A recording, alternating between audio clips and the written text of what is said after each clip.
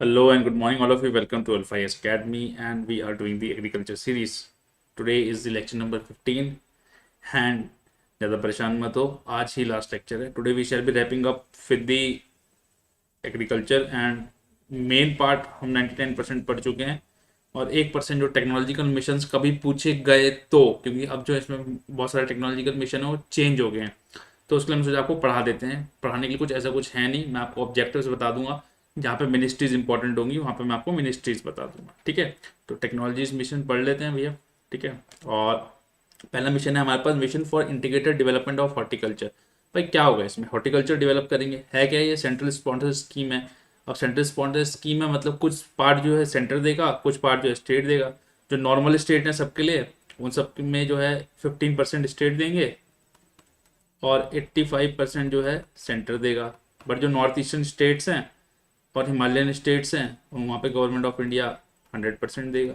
ठीक है, अब भाई हॉर्टिकल्चर सेक्टर में आता क्या क्या है, तो आपका जो फ्रूट्स हैं, वेजिटेबल्स हैं, रूट्स हैं, mushroom, spices, aromatic plants. Aromatic plants क्या होते हैं, जिनसे खुशबूदार पौधे जो होते हैं, कोकोनट, कैश्यू, ये सब किसके अंदर आते हैं, हॉर्टिकल्चर के अंदर. तो इसका आपको डेवलपमेंट करना है. तो डेवलपमेंट कैसे करेंगे आप, एक स्ट्रेटजी बना के. अब स्ट्रेटजी में क्या बनाएंगे आपके भैया, हम तो क्वालिटी सीड्स प्रोवाइड करेंगे आपको, प्रोडक्शन करेंगे क्वालिटी सीड्स का.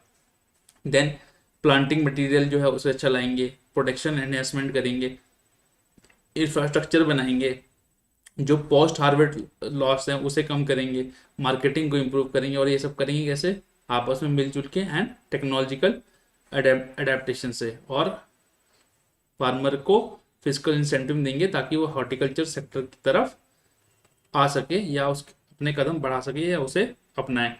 अब इसके अंदर बेसिकली पहले 6 ऑनगोइंग स्कीम्स थी, इसको कन्वर्ट करके इसके अंदर डाला गया है. तो मैं जल्दी से बता देता हूँ वो कौन कौन सी स्कीम्स थी. एक थी आपकी नेशनल हॉर्टिकल्चर मिशन, एक था आपका Himalayan mission in north eastern and Himalayan region, एक था आपका नेशनल बैम्बू मिशन. ठीक है, एक था आपका नेशनल हॉर्टिकल्चर बोर्ड था, वो भी अब इसके अंदर आ गया. नेशनल हॉर्टिकल्चर बोर्ड की जो स्कीमें थी, देन कोकोनट डेवलपमेंट बोर्ड की जो स्कीम्स थी वो इसके अंदर आ गई हैं. और एक सेंट्रल इंस्टीट्यूट ऑफ हॉर्टिकल्चर है कहाँ, नागालैंड में, उसकी स्कीम्स के अंदर आ गई हैं. तो बेसिकली जितनी भी स्कीम्स थी इसके अंदर, ये जो है अब क्या बन गए हैं, mission for integrated development of horticulture के अंदर आ गए.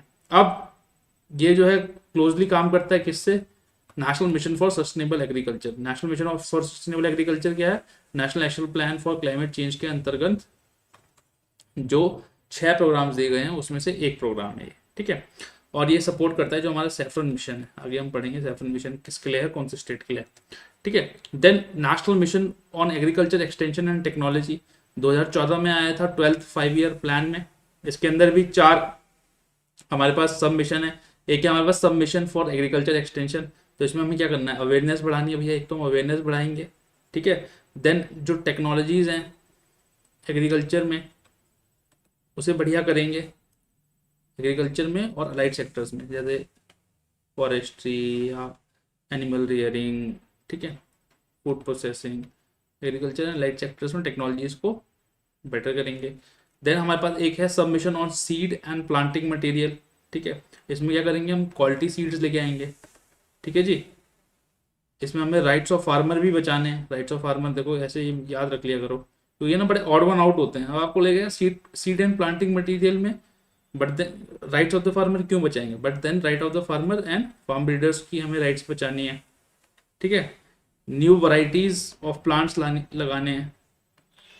ठीक है, देन हमारे पास एक सबमिशन फॉर एग्रीकल्चर मैकेनाइजेशन है. क्या करेंगे भाई, इसमें मैकेनाइजेशन करेंगे, ज़्यादा मशीन्स लाएंगे, ऑटोमेशन लाएंगे. देन हमारे पास एक submission for plant protection and plant quarantine है. इसमें क्या है कि भाई जो प्लांट्स है उसे डिजीज से बचाएंगे. ठीक है, क्रॉप डिजीज फ्री क्रॉप्स लगाएंगे.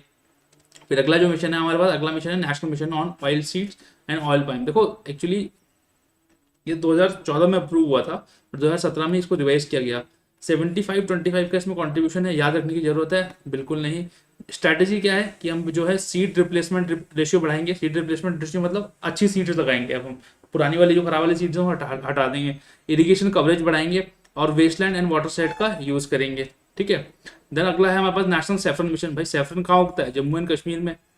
ठीक है, 2010 में ये स्कीम आई. इसका ऑब्जेक्टिव क्या था, ऑफ कोर्स ये बात है, ओवरऑल प्रोडक्शन हमें सैफरॉन का बढ़ाना है.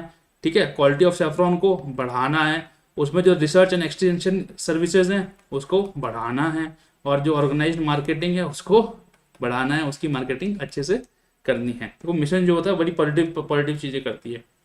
देन हमारे पास है टेक्नोलॉजी मिशन ऑन सिट्रस है, ठीक है। ये लगभग 2006 में अनाउंस हुआ था फॉर विदर्भ रीजन, ठीक है। एंड इसको मराठवाड़ा एंड छिंदवाड़ा एरिया में, अगर आप वेस्टर्न घाट्स में जाएं और महाराष्ट्र और गुजरात का मैप देखें तो आपको विदर्भ भी मिल जाएगा, मराठवाड़ा भी मिल जाएगा और छिंदवाड़ा भी मिल जाएगा, ठीक है। अब इसमें क्या बोला भाई कि हम जो करेंगे disease free plantation material of citrus. Citrus क्या हुआ, जैसे आपका अनार, वो सॉरी अनार नहीं, संतरा हो गया, है ना। जैसे आपका संतरा हो गया, क्या सिट्रस फ्रूट है, तो सिट्रिक जो फ्रूट्स हैं उनका हम उनको अच्छा बनाएंगे, ठीक है। देन जो है ह्यूमन रिसोर्स डेवलप करेंगे भाई, देखो किसमें, हॉर्टिकल्चर ऑफिसर्स बनाएंगे। देन हमने एक सेंटर बनाया हुआ national research centre for citrus Nagpur, उसे और अच्छा बनाएंगे। जो सिट्रस ग्रोअर हैं उनको जो है टेक्नोलॉजीज देंगे, नए नए साइंटिफिक मेथड लेके आएंगे, ठीक है। और जो जैसे सिट्रस ऑर्चर्ड्स क्या अब कम हो रहे हैं, जहाँ पे संतरा वगैरह उगता था उसको रिजुविनेट करेंगे। अगला है हमारे पास टेक्नोलॉजिकल मिशन ऑन कोकोनट, ठीक है। 2001 में लॉन्च हुआ, 4 मेजर कंपोनेंट हैं इसके। देखो टेक्नोलॉजी की बात तो हर कोई करेगा, देखो 2-4 चीजें हैं वो तो लिख के आ जाना, प्रोडक्टिविटी बढ़ाएंगे, टेक्नोलॉजी बढ़ाएंगे, ह्यूमन कैपेसिटी बढ़ाएंगे, ह्यूमन मैनेजमेंट बढ़ाएंगे, और टेक्नोलॉजिकली इंटरवेंशंस करेंगे, ये सब तो है। जहाँ पे अलग होगा मैं आपको बता दूंगा, ठीक है। तो इसमें भी यही है भाई, एडॉप्शन ऑफ टेक्नोलॉजीज लाएंगे, जो पेस्ट एंड डिजीज हैं अफेक्टिंग कोकोनट गार्डन्स उसे कम करेंगे, ठीक है।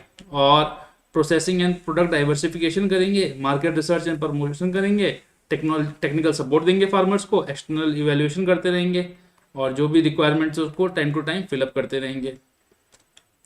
देखो मिशन में क्या होता है, सबको अच्छी अच्छी बात लिख सकते हो क्योंकि कहने में कोई दिक्कत नहीं है। देन एक आपका technology mission on oil seeds pulses and मेज, ठीक है। ये 1986 में लॉन्च हुआ, बाद में इसमें पल्सेस एंड मेज ऐड किए गए थे। मेज मतलब मकई, मक्की खाई है ना आपने, मेरी तो हिंदी भी खराब हो गई है, मकई, ठीक है। तो technology mission on oil seeds and pulses and मेज, पहले सिर्फ ऑयल सीड्स तक था ये, इसको जो है फिर बाद में मेज एंड पल्सेस के लिए वो खोला गया, ऐड की गई इसमें, ठीक है। स्पेशल क्या है, फीचर क्या है भाई इस प्रोग्राम का, कि ये तो भैया स्टेट्स को जो है फ्लेक्सिबिलिटी प्रोवाइड करता है कि भैया जैसे आपको प्रोग्राम चलाना है अपने हिसाब से आप चला लो, ठीक है। फाइनेंशियल एलोकेशन जैसे करनी है वैसे कर लो, और ये आपको वो भी देता है कि आपको जो है सीड से नॉन सीड कंपोनेंट में 20% तक आप बजट जो है डाइवर्जन कर सकते हो, ठीक है। देन जूट टेक्नोलॉजी मिशन, भाई जूट टेक्नोलॉजी मिशन क्या है कि मिनिमम सपोर्ट प्राइस जो होता है रॉ जूट का वो हर साल फिक्स होता है, ठीक है। एक हमने जूट कॉर्पोरेशन ऑफ इंडिया बना रखा है जो इसकी देखरेख करता है, और सबसे ज़्यादा जूट ग्रोवर कौन कौन से स्टेट्स हैं, वेस्ट बंगाल, बिहार एंड असम। पानी बहुत चाहिए होता है जूट उगाने के लिए, गोल्डन फाइबर भी बोलते हैं इसको, ठीक है। देन हमारे पास एक टेक्नोलॉजिकल मिशन ऑन कॉटन है, भाई इसमें क्या करेंगे, 2000 में लॉन्च हुआ था, जो कॉटन की यील्ड है उसे बढ़ाएंगे, जो क्वालिटी है उसे अच्छा करेंगे, जो यील्ड है उसे बढ़ाएंगे, कॉटन का अच्छा करेंगे, ज़्यादा जो कॉटन की वैरायटी अच्छी वाली उसे लगाएंगे, सीड्स को इम्प्रूव करेंगे, वाटर मैनेजमेंट करेंगे, न्यूट्रिएंट अच्छा देंगे, और पेस्ट मैनेजमेंट करेंगे, कैसे, टेक्नोलॉजी के थ्रू, ओके। देन हमारे पास एक है शुगर टेक्नोलॉजी मिशन, 1994 में आया था। क्या करना था इसमें, तो नाम बता देना, शुगर टेक्नोलॉजी, तो शुगर के क्षेत्र में या शुगर इंडस्ट्री में टेक्नोलॉजी को इम्प्रूव करना है। किसके अंडर था ये, directorate of sugar and edible oils, ये कहा है किसके अंडर है, ministry of consumer affairs, food and public distribution and department of science and technology, ठीक है। इन दोनों का ये मिला जुला वो है, ठीक है। Then national mission for biodiesel, तो एक इसमें सबसे ज्यादा इंपॉर्टेंट है, सबसे ज्यादा कंफ्यूजिंग है, वो है इसकी ministry. National mission for biodiesel जो है मिनिस्ट्री ऑफ रूरल डेवलपमेंट के अंदर है, उसके अंदर एक डिपार्टमेंट ऑफ लैंड रिसोर्स है, वो इसको देखता है। तो मैं दोबारा बोल रहा हूँ, नेशनल मिशन फॉर बायोडीजल जो है मिनिस्ट्री ऑफ रूरल डेवलपमेंट के अंदर है, इसके उसके अंदर एक डिपार्टमेंट है, डिपार्टमेंट ऑफ लैंड रिसोर्स, वो इसको देखता है, ठीक है। 2 फेजेस में होना था, 20% ब्लेंडिंग करनी है हमें बायोडीजल की। बायोडीजल कहाँ से आएगा, जेट्रोफा प्लांट से, कह तो दिया 20% करेंगे, लेकिन जेट्रोफा प्लांट कम पड़ गया और अभी तक भी ये अचीव नहीं किया जा सका है, ठीक है। Then national mission on food processing, अब इसका नाम जो है बदल दिया गया है, ठीक है। अब ये जो मैं आपको पढ़ाया ना पिछले चैप्टर में फूड प्रोसेसिंग में, जो हमारी किसान संपदा योजना है, ठीक है, जिसमें मेगा फूड पार्क्स बनाएंगे, इंटीग्रेटेड कोल्ड चेन बनाएंगे, एग्रो प्रोसेसिंग क्लस्टर्स बनाएंगे, ठीक है, उसमें अब मर्ज ये अब इसकी स्कीम का नाम ये हो गया है। अब ये ऐसे national mission for food processing ऐसा कुछ चलता नहीं है, जो भी इसके अंदर जो काम होना था वो अब पीएम किसान संपदा योजना के अंदर होता है। तो वो क्या है, एक सेंट्रल सेक्टर स्कीम है कि सारा का सारा जो पैसा है वो केंद्र सरकार देगी। 2015 में लॉन्च हुई थी। 14 फाइनेंस कमीशन ने जब ज़्यादा फंड दे दिए थे स्टेट को, तो उन्होंने बोला छोड़ो, हम एक नई स्कीम बनाएंगे। Then national food security mission बहुत बार पढ़ा चुके हैं, छोटा सा और पढ़ा लेते हैं, कोई बात नहीं, ठीक है। नेशनल फूड सिक्योरिटी मिशन क्या है, 2007 में लॉन्च हुआ था। सेंट्रल स्पॉन्सर्ड स्कीम है ये, और ministry of agriculture and farmers welfare के अंडर है। इसमें हमें क्या करना है, एक तो राइस का प्रोडक्शन जो है इंप्रूव करना है, और कितना उगाना है, 10 मिलियन टन्स, ठीक है। वीट को कितना उगाना है, 8 मिलियन टन्स, और पल्सेस को 2 मेट्रिक टन्स उगाना है, ठीक है। 5 कंपोनेंट हैं इस प्रोग्राम के अंदर, ठीक है। National food security mission, rice, wheat, pulses, coarse cereals and commercial crops. Commercial crops में क्या क्या है आपका, sugar cane, jute and cotton, ठीक है, sugar cane, jute and cotton, ठीक है वाइस। Then national mission for medicinal plants, ठीक है। अब इसको जो है मर्ज कर दिया गया है। अब ये जो है बेसिकली आपका नेशनल आयुष मिशन के अंतर्गत चलता है, जो हमारा आयुष मिशन है उसके अंतर्गत चलता है ये, ठीक है। 2015-16 के बाद से नेशनल आयुष मिशन के अंदर डाल दिया गया। तो इसमें करना क्या था, मेडिसिनल प्लांट्स को उगाना था, उसकी जो लिंकेजेस हैं उसे इंप्रूव करना था, उसका जो पोस्ट हार्वेस्ट मैनेजमेंट है उसे करना था, आपको जो है मार्केटिंग इंफ्रास्ट्रक्चर उसके लिए बढ़िया करना था, और सर्टिफिकेशन बनाना था, क्योंकि सर्टिफिकेशन एक इंपॉर्टेंट पार्ट है, देखो, ठीक है। मेडिसिनल प्लांट्स में सर्टिफिकेशन एक इंपॉर्टेंट पार्ट है। Then national mission for micro irrigation, ठीक है। अब जो है ये बेसिकली किस नाम से चलता है, पर क्रॉप मोर ड्रॉप के नाम से चलता है ये, जो किसका पार्ट है, प्रधानमंत्री कृषि सिंचाई योजना का, 2015-16 के बाद, ठीक है। इसमें जो है basically on farm water management करना था, वाटर मैनेजमेंट अच्छे से करना है इसमें, और ये है किसके अंदर, national mission for sustainable agriculture के अंदर है, ठीक है।